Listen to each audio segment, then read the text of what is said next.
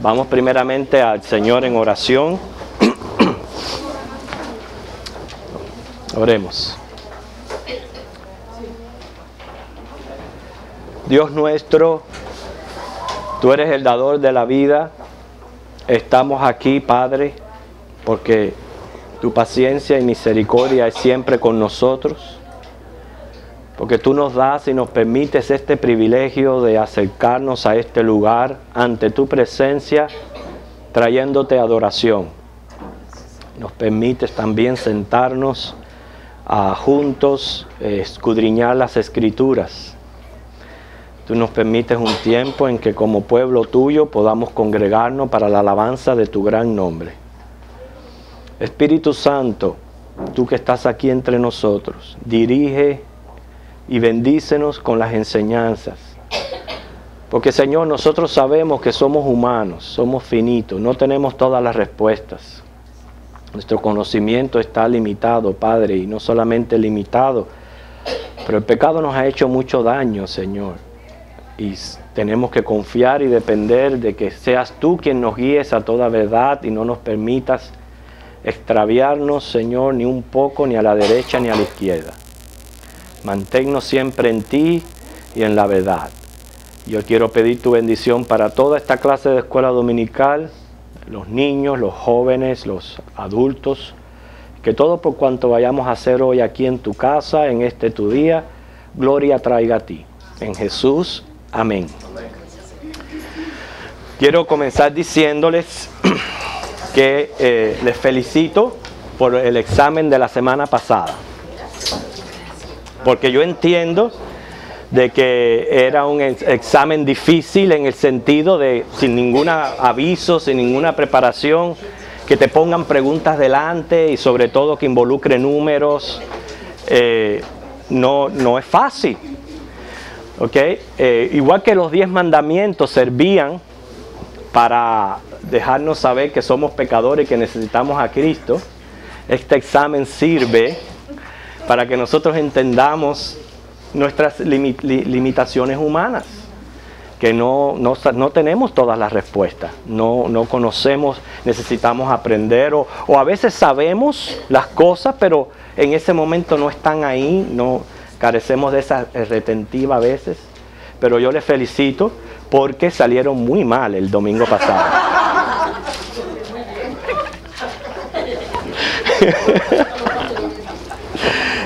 Y vamos a repartir entonces los exámenes. Ok. Yo les preparé,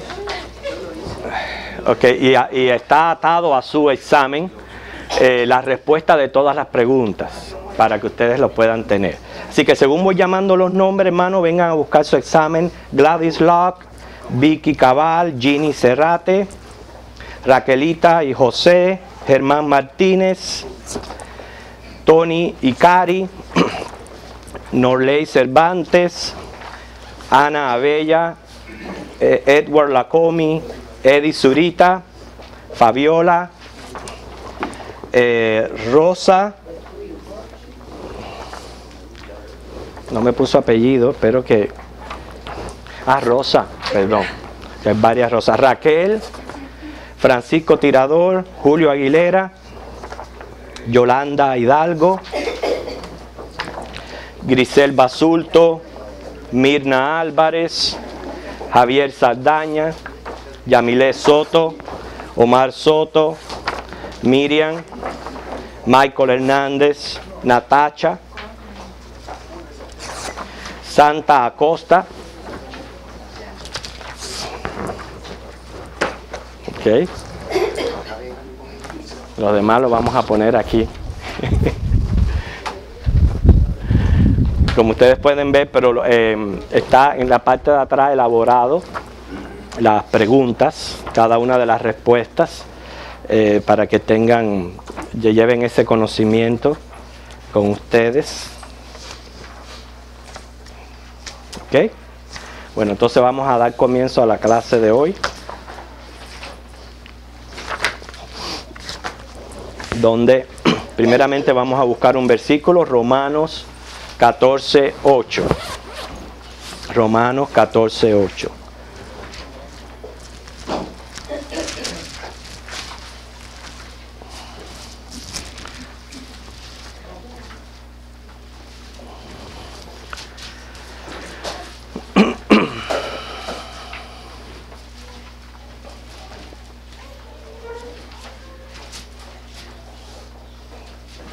¿Lo tenemos todos? ¿Lo leemos? Dice: pues si vivimos, para el Señor vivimos, y si morimos, para el Señor morimos. Así pues, sea que vivamos o que muramos, del Señor somos. Y estamos en medio del estudio del sermón o el discurso que está diciendo Esteban ante el Sanedrín, cuando a él lo llevan prácticamente a ser enjuiciado. Okay, vamos a continuar con el tema que él les está trayendo delante. Hasta aquí él está haciendo un recuento histórico de la nación de Israel, de lo que eran sus fondos. Ellos estaban contentísimos de esa gloriosa historia que Esteban les está dando, hasta que les empieza a tocar un punto negro, porque ellos, acuérdense que Esteban lo que está haciendo es enfatizando las áreas donde los mantenían a ellos confundidos y sin aceptar a Jesucristo. Una de las áreas era Moisés y la ley, la relación que ellos, cómo concebían ellos a Moisés y la ley, y les menciona el hecho de cómo cayó el pueblo en idolatría cuando Moisés se demoraba de bajar del monte de Sinaí. O sea que a pesar de que ellos hoy, me refiero hoy en el sentido del tiempo de Esteban, estaban tratando de mantenerse monoteístas, sin embargo parte de su historia fue caer en idolatría. Y es más, la idolatría fue lo que atrajo hacia ellos el castigo de Dios y su juicio, que por eso fueron deportados. Ahora los versículos 44 al 47, que es donde vamos a enfocarnos hoy, Esteban les menciona otro aspecto de su religión que era muy importante: la relación con el templo. La relación con el templo, les menciona Esteban.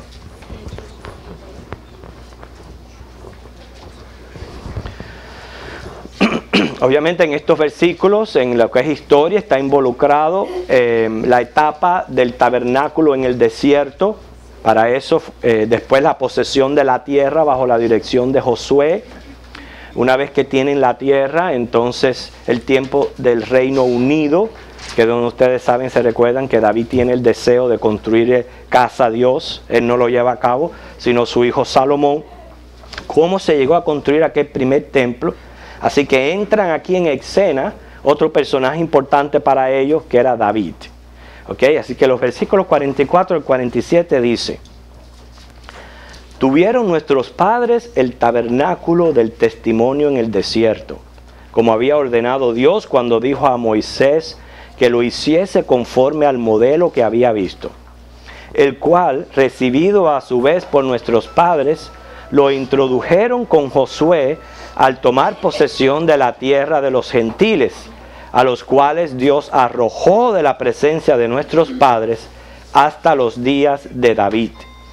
Este halló gracia delante de Dios y pidió proveer tabernáculo para el Dios de Jacob, mas Salomón le edificó casa, si bien el Altísimo no habita en templos hechos de mano, como dice el profeta. ¿Okay? En el cielo es mi trono y la tierra el estrado de mis pies. ¿Qué casa me edificaréis? Dice el Señor. ¿O cuál es el lugar de mi reposo? ¿No hizo mi mano todas estas cosas, duros de cerviz e incircuncisos de corazón y de oídos? Vamos a llegar hasta ahí. Okay. Precisamente con el ejemplo de los ídolos, tenemos que aprender que a Dios no se le puede reducir a una figura. ¿Okay? Él es el Dios invisible que lo llena todo, y por eso es que nosotros pues no practicamos idolatría, porque a Dios no se le puede reducir a una figura. Y ahora vamos a ver que a Dios tampoco se le puede reducir a un lugar. ¿Okay? ¿Por qué Esteban les señala esto?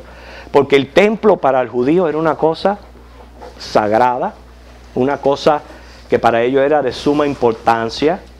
Para ellos era el lugar donde estaba Dios.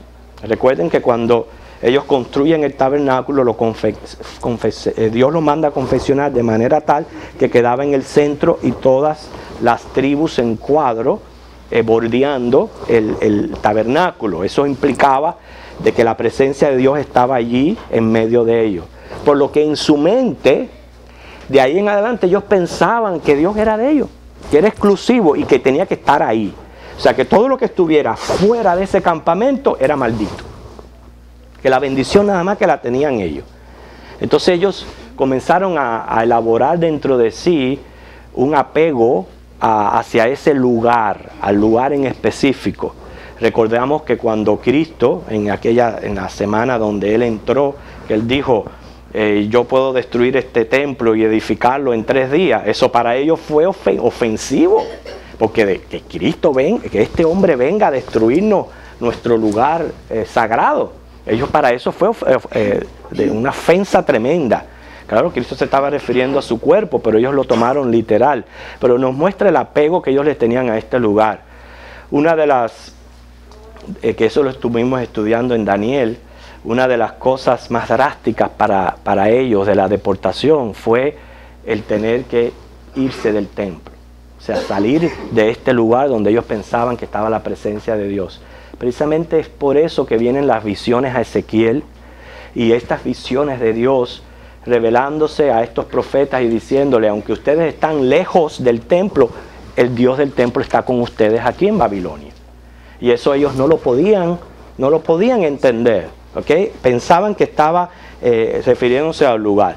Y muchas veces es nuestra tendencia humana. Nuestra tendencia es darle más importancia a las cosas que al creador de las cosas.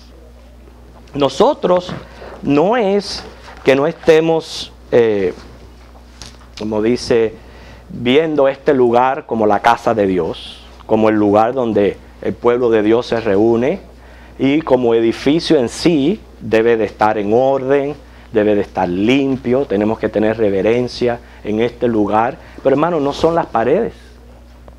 Lo que hace este lugar santo es la presencia de Dios. Y la presencia de Dios es prometida no solamente en un lugar, sino donde quiera que la iglesia esté reunida. Así que, por ejemplo, el mes pasado estuvimos en casa de Natasha y Michael. Esa casa se convirtió en el templo del Señor. O sea, donde la iglesia está, se convierte en el lugar porque es la presencia de Dios la que cuenta. Es su presencia la que nosotros tenemos que reverenciar y tener temor. ¿Okay? Aparte, que eso no significa de que nosotros tengamos la casa física de Dios descuidada. No es lo que estoy diciendo.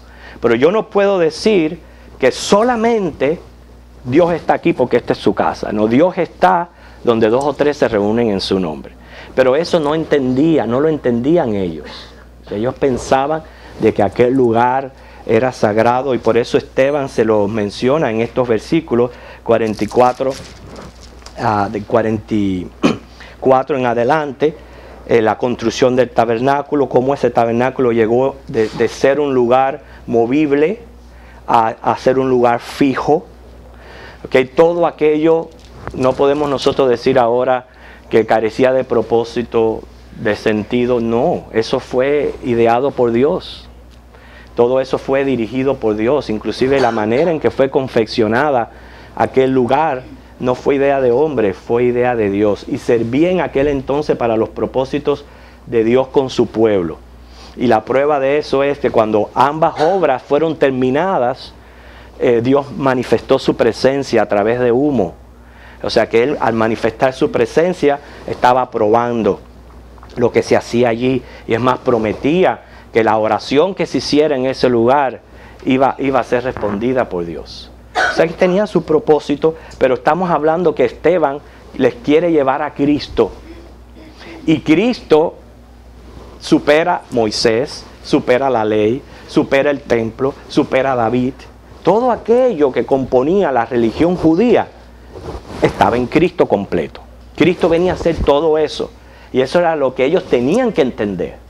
Y por eso es que Esteban se esmera en hablarles de estas cosas. Ese templo era un lugar sagrado y de mucha historia. Y Esteban hace énfasis en no poner el corazón en las cosas visibles, sino en el Dios invisible que no puede ser reducido a un lugar.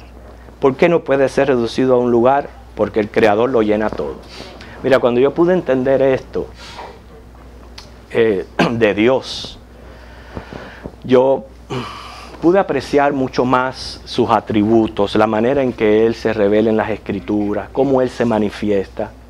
Cuando ya yo deshice de mi mente cualquier figura imaginaria de Dios, entonces yo pude apreciar su omnipresencia, su omnipotencia.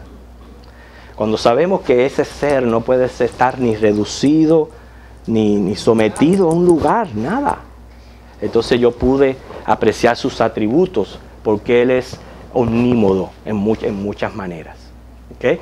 Y ese es nuestro pensamiento. Fíjense que ese inclusive pensamiento es el que nos ayuda a crecer en temor de Dios, a que no nos tenemos que portar bien aquí nada más en el templo, sino que es en todo lugar, porque todos estamos bajo la presencia del Señor. Yo me imagino que cuando Él les empezó a decir, primeramente les menciona la profecía de Isaías 66, del 1 al 6. Cuando Esteban le menciona esta profecía, los rostros empezaron a enrojecerse, las orejas a ponerse rojas. Hasta aquí todo estaba muy bien. Qué linda historia la del pueblo de Israel. Todo muy bien. Pero empezaba ya a enrojecerse. ¿Por qué? Porque ya Él les empieza a mencionar la verdad. ¿Qué dice Isaías 66 del 1 al 6? Vamos a leer este pasaje. Isaías 66 del 1 al 6. Léalo, mi hermana, pero vamos a esperar a que todos lo busquen para que puedan seguirlo con la vista.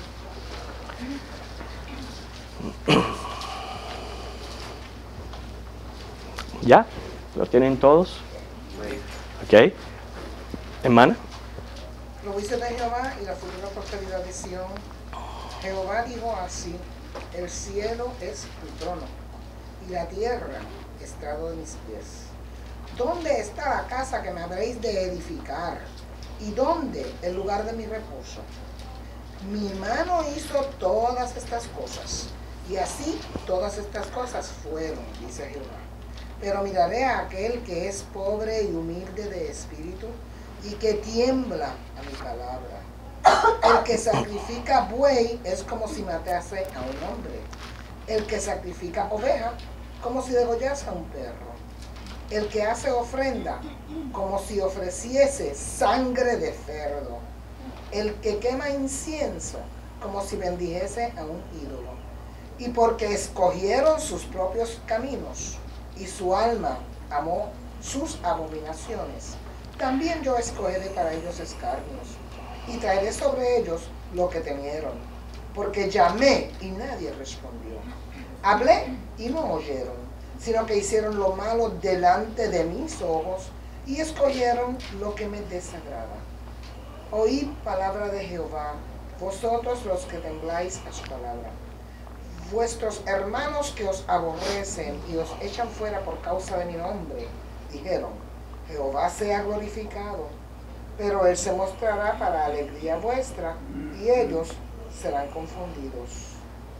Voz de alboroto de la ciudad, voz del templo, voz de Jehová, que da el pago a sus enemigos. Esteban después les menciona esta profecía que es fuerte, una palabra fuerte de Dios. Y les sigue diciendo, después de decirles duros de cerviz e incircuncisos de corazón y de oído, dice: vosotros resistís siempre al Espíritu Santo, como vuestros padres, así también vosotros. Dice: ¿a cuál de los profetas no persiguieron vuestros padres y mataron a los que anunciaron de antemano la venida del justo, de quien vosotros ahora habéis sido entregadores y matadores? Vosotros que recibiste la ley por disposición de ángeles y no la guardasteis. O sea, con esto Esteban les cerró la boca a todos. ¿Okay?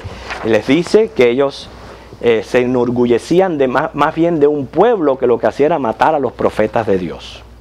Y que ellos mismos habían sido los matadores del justo. O sea, le habla de manera directa. Ahora le dice vosotros, que exigen el cumplimiento de la ley, pero ellos mismos no la siguen.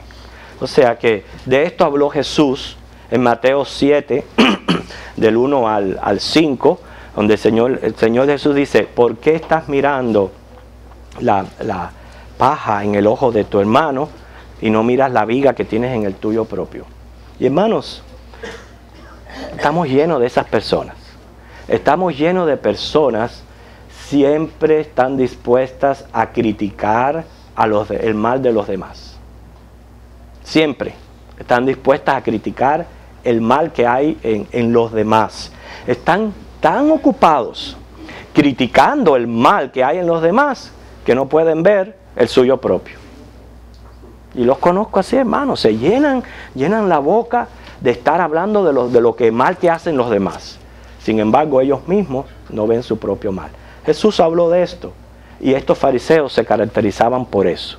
Exigían mucho el cumplimiento de la ley, pero ellos mismos no estaban dispuestos a cumplirlos. Así que estas palabras hacían que se enfurecieran más contra él. Fíjense cómo 2 veces aquí en la profecía de Isaías dice que más bien el Señor lo que busca es aquel de espíritu humilde. Aquel que dice tiembla ante su palabra. Y lo repitió 2 veces si se dieron cuenta. Tiembla ante su palabra. ¿Okay? Dice, miraré a aquel que es pobre y humilde de espíritu y que tiembla a mi palabra. Isaías 66:2. Sabemos que el Sermón del Monte comienza con las bienaventuranzas. Las bienaventuranzas las encabeza los pobres de espíritu. ¿Quiénes son los pobres de espíritu? El que dice que de ellos es el reino de los cielos. Son aquellos que son precisamente humildes y tiemblan ante la palabra de Dios. Dice el Salmo 138:6, Jehová es excelso y atiende al humilde, mas al altivo mira de lejos. Y los fariseos padecían de altivez. ¿Okay? En varias ocasiones yo he dado en la escuela dominical diferentes ramas del orgullo. Perdón, no del orgullo. Diferentes ramas de la vanidad. Porque el orgullo es una de las ramas de la vanidad. Y una de ellas es la altivez. Y hemos explicado el concepto de una persona altiva. ¿Quién es una persona altiva? ¿Cómo? Un argentino. Menos mal que viene de muy cerca la respuesta. ¿Quién es una persona altiva? Según el concepto de la palabra. ¿No se recuerdan?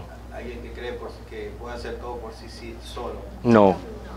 Es que hay diferentes ramas de la vanidad. Y una es ella, eso. Pero no es el querer hacer todo, sino es algo diferente. Sí. Creerse superior a los demás. Que todo lo sabe. No. Cuando tú te crees que tú eres superior a los demás, eso es una persona altiva.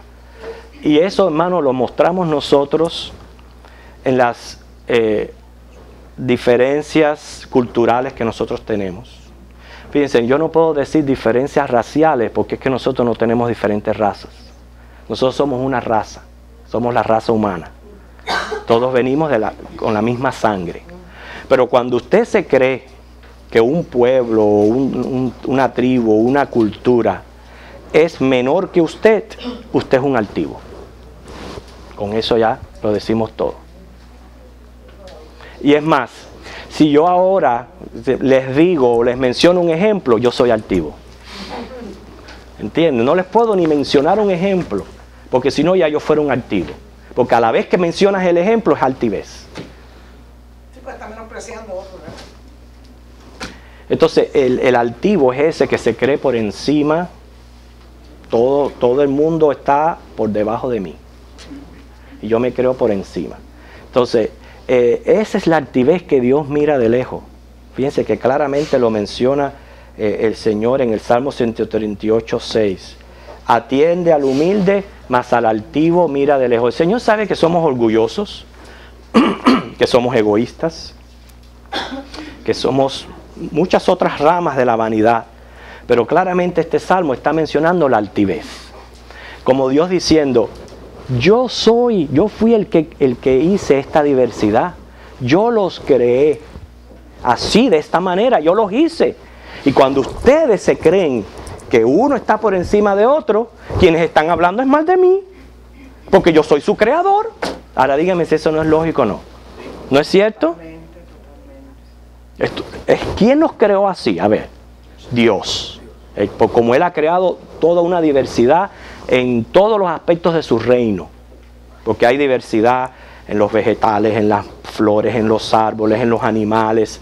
Bueno, en los seres humanos Él creó diversidad de aspectos físicos. Somos una misma raza. Pero si yo por un aspecto físico me creo mejor que otro, yo lo que le estoy diciendo, ¿sabes qué, Dios? Te equivocaste, los hiciste bien feo. O cuando me burlo de otra persona, los defectos de otra persona, yo lo que estoy haciendo es diciéndole al Creador, lo que tú hiciste no sirve. Entonces ustedes ven por qué es un pecado, no tanto ante la humanidad, sino es directo contra el Creador. Y por eso es que Él mira de lejos al que se cree que es altivo. Esta raza de los judíos, ellos sufrían de esta altivez. Esteban tenía nombre de griego.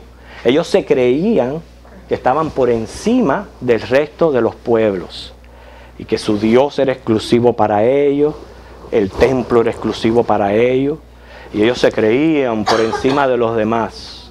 Y entonces por eso fue que Esteban les habla de la manera que les habla, con sinceridad, sin hipocresía, prácticamente les dice que el mal de que ellos estaban.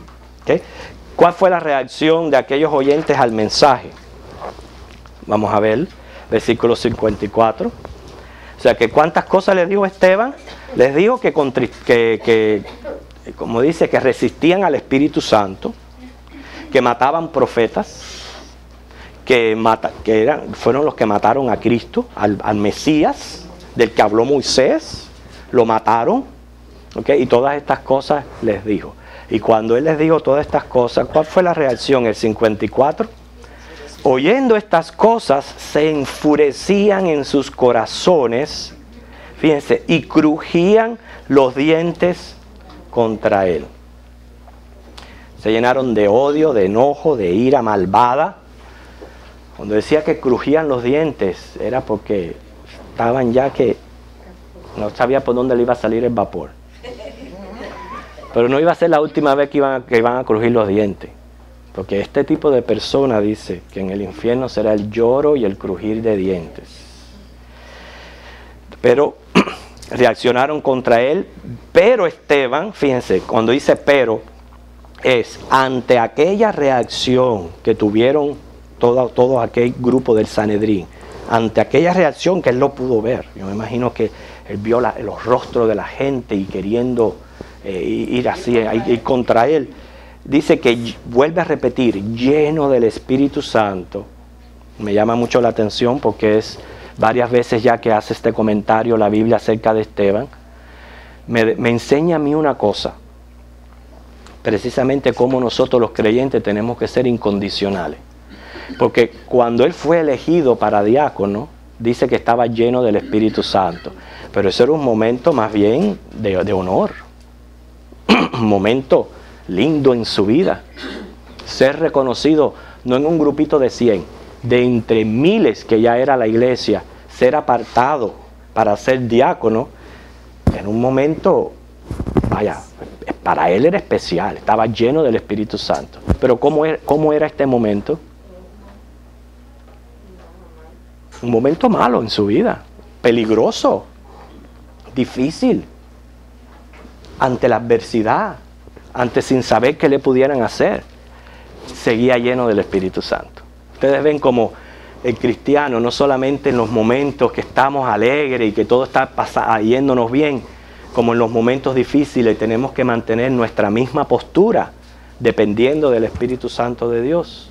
Entonces él, lleno del Espíritu Santo, y otra cosa que dice, puestos los ojos en el cielo, ¿ok? Como diciendo, su mente, todo su fe en Cristo, vio la gloria de Dios y a Jesús que estaba a la diestra de Dios. ¿Ok? Se ha puesto los ojos en el cielo, no tenía sus ojos en la reacción de aquellos hombres, sino como dice Hebreos 12:2, en el autor y consumador de la fe. ¿Ok? En esa convicción que menciona Pablo en Romanos 8:35 al 39, que ni aun la muerte nos puede separar de Cristo Jesús. Y teniendo los ojos puestos en el cielo, tuvo la visión de la gloria de Dios.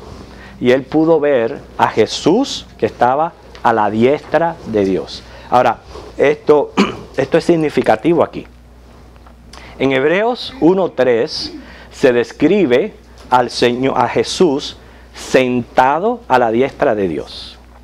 Pero aquí Esteban no está diciendo, no lo ve sentado. No está diciendo está sentado a la diestra de Dios. ¿Por qué? Bueno, en Hebreos 1:3, cuando dice que está hablando del sacerdocio de Cristo, que prácticamente la epístola abarca el sacerdocio de Cristo, el simbolismo de estar sentado significa que su obra expiatoria se terminó. La hizo una sola vez y para siempre, no tiene que repetirse. Ya esa expiación se acabó, por eso una persona se sienta. ¿No es cierto que hacemos eso cuando estamos trajinando, las damas en la casa, los hombres en el patio, y terminamos y nos sentamos? Implica, se acabó. Por lo menos a mí me gusta sentarme cuando acabé todo. No me gusta dejar las cosas a media. Yo no puedo sentarme y volverme a levantar a hacer algo, no. A la vez que yo me siente es porque terminé, ¿verdad? No, yo sí me tengo y no lo hago. No lo hace. Okay. Sí, porque hay gente que sí les gusta sentarse y pues ver para atrás. Pero hay personas que no, hay personas que ya a la vez que descansan, significa que todo lo dejaron hecho. Bueno, ese es lo que está implícito en que Cristo está sentado a la diestra de Dios. Recuerden que esta diestra es simbólica, que el trono es simbólico, todo esto está implicando que ahora Cristo está exaltado en los cielos, ejerciendo su sumo sacerdocio. Eso es lo que está implicando que Él está sentado a la diestra de Dios. Pero cuando Esteban lo ve, y lo ve nada más a la diestra de Dios, o sea, parado, eso está implicando el continuo oficio de sumo sacerdocio del Señor Jesucristo, que está actualmente activo. ¿Entienden la idea? Si se sienta, es porque terminó. ¿Qué fue lo que terminó? Su obra expiatoria. Pero parado implica que Él está todavía ejerciendo su sumo sacerdocio. Esto para Esteban fue glorioso. Cuando él tiene esta visión, es algo que le está dando la fortaleza para pasar ese tiempo tan difícil. Para decir, yo no estoy solo.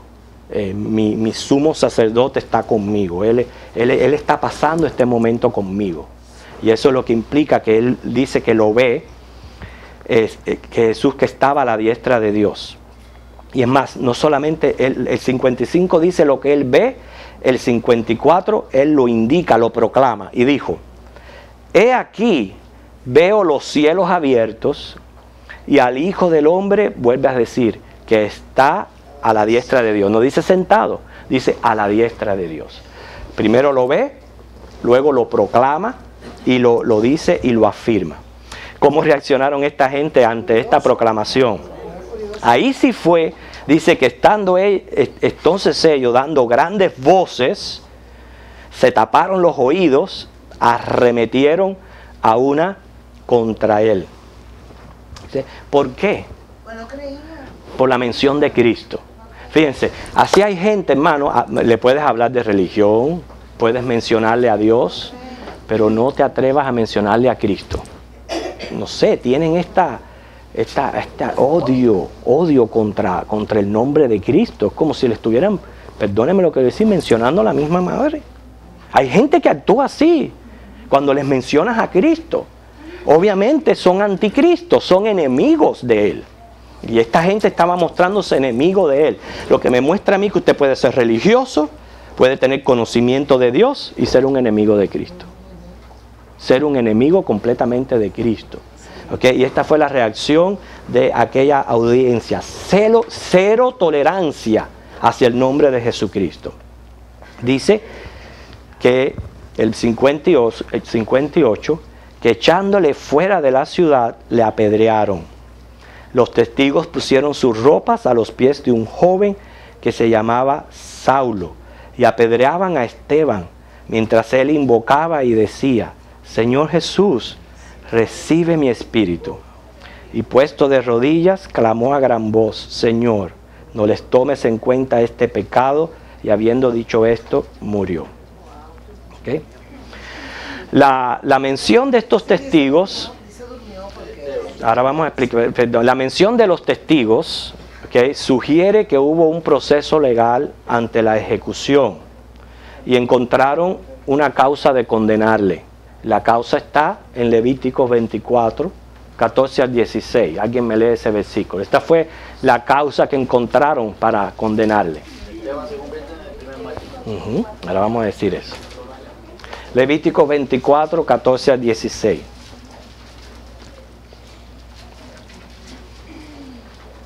Saca blasfemo fuera del campamento, y todos los que le oyeron pongan sus manos sobre la cabeza de él, y apedréelo toda la congregación. Y a los hijos de Israel hablarás diciendo: cualquiera que maldijere a su Dios llevará su iniquidad, y el que blasfemare el nombre de Jehová ha de ser muerto. Toda la congregación lo apedreará, así el extranjero como el natural. Si blasfemare el nombre, que muera. Ok. Precisamente fue la misma causa por la cual crucificaron a Cristo. Que es una de las cosas que yo no sé por qué pasan de alto los religiosos, obviamente que no tienen el Espíritu Santo de Dios guiándole, los religiosos que no ven la divinidad de Cristo. Porque cuando fue el momento, cuando Cristo se proclamó ser Dios, que fue lo único que él no negó, ¿okay?, ante todo aquel juicio ilegal que le estaban haciendo a Cristo, dice que él como oveja enmudeció, no abrió su boca. Pero desde el momento que le reclamaron su divinidad, él sí la afirmó y él sí la proclamó. Y eso fue lo que bastó para ya dar por cerrado el juicio, calificarlo como blasfemo por considerarse Dios. Y lo llevaron a la crucifixión. O sea, viéndolo, ellos no tenían luz del Espíritu Santo en aquel momento. Viéndolo como ellos procedían en hacer las cosas, fue blasfemia prácticamente de lo que condenaron a Cristo. Fue blasfemia por considerarse el Dios. Bueno, cuando Esteban pronuncia a Cristo que es un blasfemo, para ellos es una blasfemia contra Dios lo que Esteban estaba haciendo. Cuando él lo menciona, como diciendo: veo al Hijo del Hombre sentado a la diestra de Dios. Que eso fue ya causa de blasfemia, y por eso arremetieron contra él y lo llevaron para ser apedreado. Ahora, valga aclarar algo que hay en el versículo 60, porque dice que Esteban de rodillas clamó a gran voz: Señor, no le tomes en cuenta este pecado. ¿Okay? Jesucristo clamó esto, diciendo: Padre, ¿qué dijo? Perdónalos porque no saben lo que hace. Lucas 23, 34. Ejemplo de experiencia con Dios. Tremenda experiencia, pero miren, los quiero llevar a este sentido para no perderlo. Cristo sí puede hacer eso. Lo que yo les quiero decir es que nosotros los seres humanos no podemos pedir perdón por otro ser humano.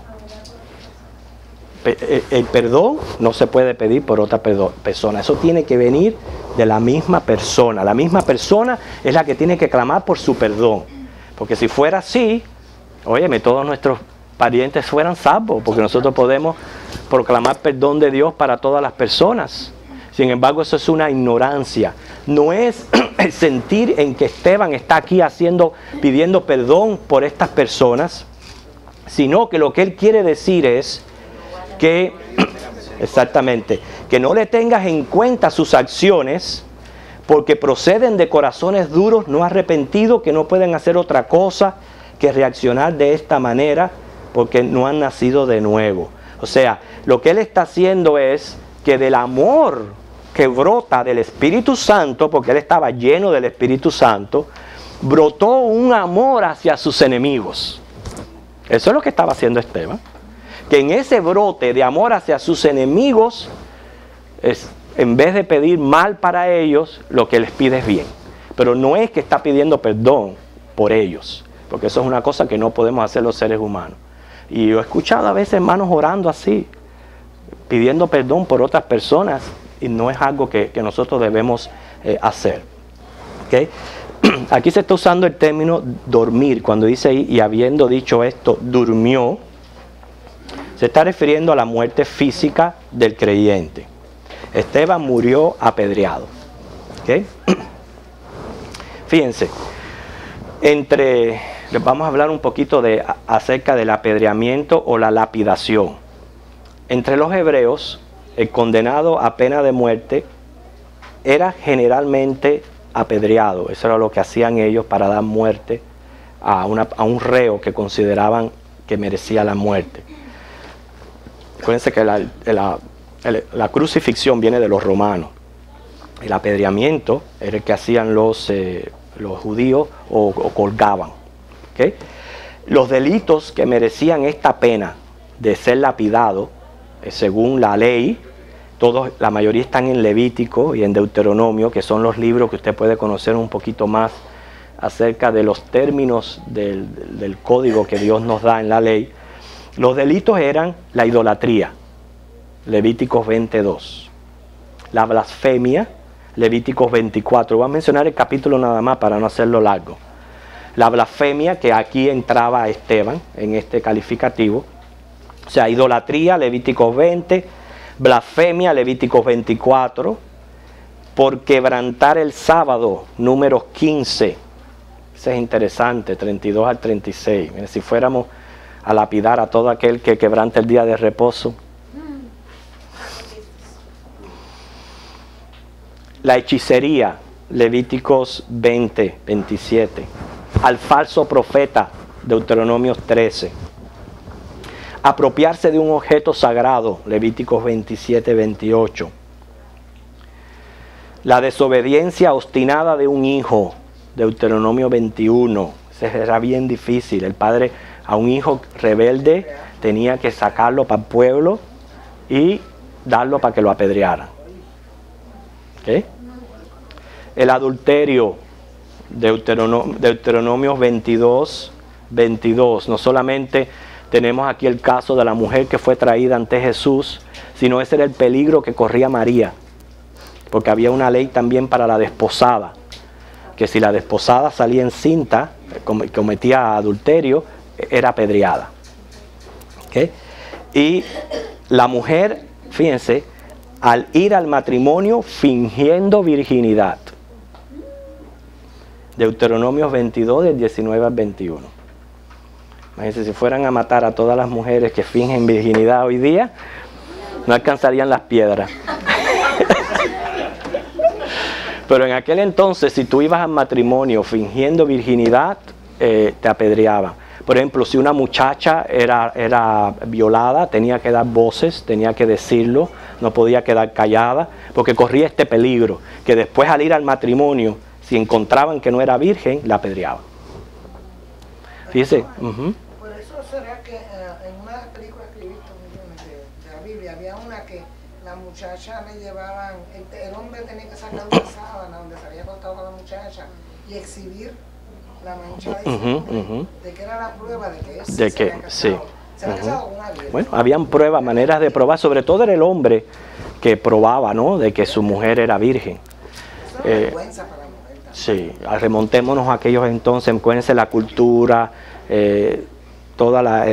cómo se tomaba la mujer, que no es como hoy día, todas esas cosas se tenían en cuenta. Y hay lugares que todavía tienen estos requerimientos contra la mujer. ¿Okay? Pero el caso es que el apedreamiento se hacía fuera del campamento en este caso de la ciudad. Según Josué 7:19, al criminal se le invitaba a confesar su pecado. Una vez que confesaba su pecado, un testigo arrojaba una piedra grande sobre el pecho. Y si este golpe no le daba muerte, entonces que intervenían otros testigos. ¿Okay?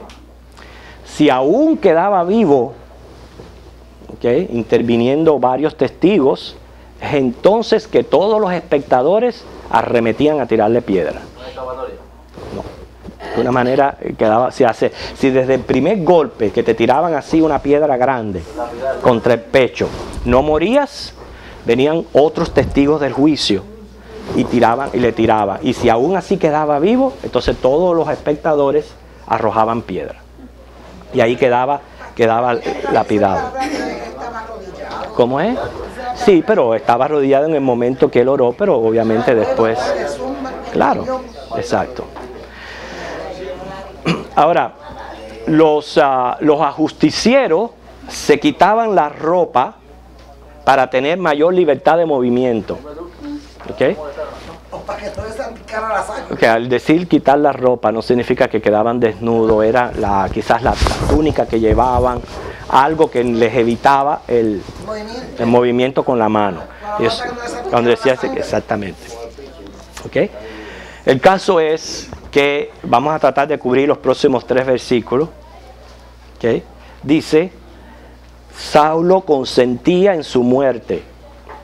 En aquel día hubo una gran persecución contra la iglesia que estaba en Jerusalén, y todos fueron esparcidos por las tierras de Judea y de Samaria, salvo los apóstoles.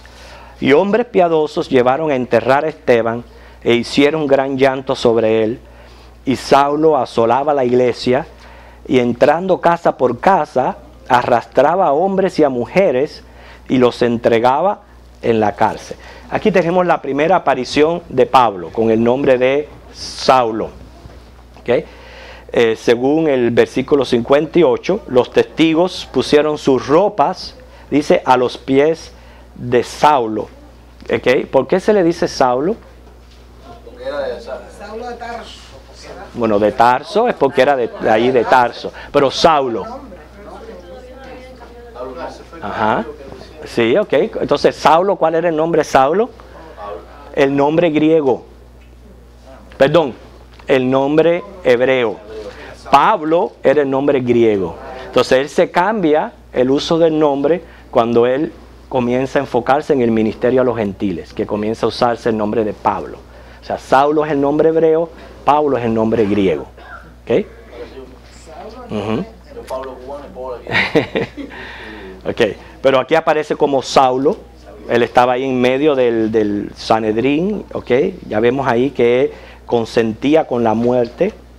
Ahora, el 58, un detalle aquí que vale aclarar, que dice que los testigos pusieron sus ropas a los pies de un joven que se llamaba Saulo. Okay. Según el comentarista Matthew Henry, se refiere a ese manto exterior que usaban los testigos para poder entonces apedrear con más libertad. Pero hay otros que dicen que la ropa de Esteban fue puesta en los pies de Saulo. ¿No he escuchado eso? ¿Sí? Okay. Pero no es así. No es así. Okay. No es así. A Esteban no lo desnudaron. La ropa que pusieron a los pies de Pablo fue la de los testigos. Pero ¿cómo sabemos eso? Por el testimonio del mismo Pablo. Mire lo que dice Hechos 22:20.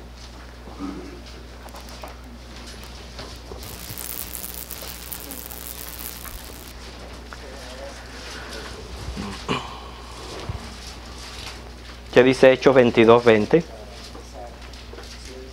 Alguien que no haya leído, por favor, lo lee. Cuando se derramaba la sangre de Esteban, su testigo, yo mismo también estaba presente y consentía en su muerte y guardaba las ropas de los que le mataban. ¿Ve?